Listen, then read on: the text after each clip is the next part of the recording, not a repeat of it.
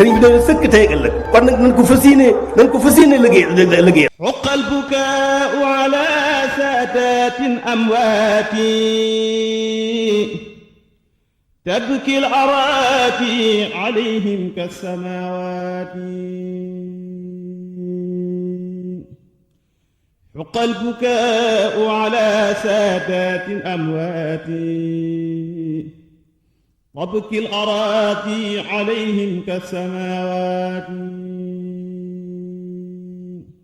أعوذ بالله من الشيطان الرجيم بسم الله الرحمن الرحيم الحمد لله رب العالمين والصلاة والسلام على أشرف المرسلين سيدنا ومولانا محمد وعلى آله وصحبه وسلم تسليما سلالي إلى الجنات باخ توسعت وكلي وما لسان خام مسسس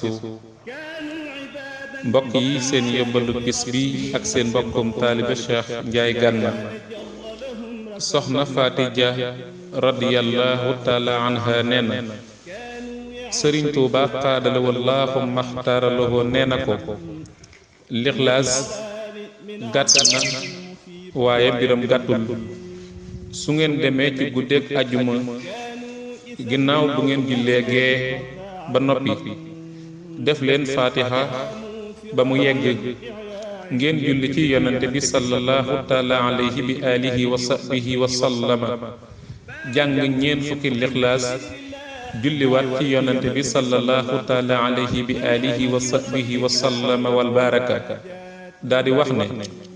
jagleel naa ko jullit yi faatu yépp ak ñiy dund ñépp ak ñi juddoogul te suñu juddoo nara doon ay jullit su ngeen ko defee ka njëkk a faatu ba ca ka mujj faatu ku ne dana am yoolu ñeent fukki lixlaas ku ciy def loolu nag ba dem yowmal xiyaam loo mën a séq ak doomu aadama bu la bëggee te it maanaam jàpp sunu borom subhanahu wa taala da ko naan bàyyil kooku mu dem mbaa yàlla la maanaam ku ñu toppul dara kooku kat daa farlu woon bay may ñi mu nekkal di yóbbante ñi nekkul ak moom di batale ñi dikkagul amul ak kenn xaq wér na wallaahu a'lam.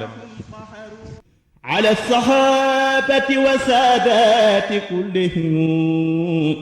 رضوان رب الأراضي والسماوات